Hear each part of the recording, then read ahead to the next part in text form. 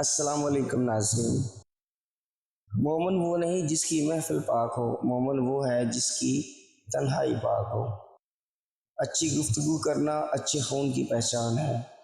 کفر کے بعد سب سے بڑا گناہ دل دکھانا ہے، چاہے وہ دل مومن کا ہو یا کافر کا۔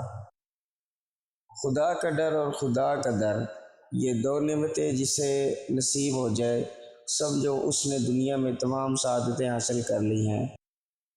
زبان کا کہنا دنیا سنتی ہے اور دل کا کہنا خدا سنتا ہے۔ ہنسنے سے عورت کی شرمگاہ کی پہچان۔ نمبر 1، جو عورت زیادہ ہنستی ہے اس کی شرمگاہ سفید اور لال ہوتی ہے۔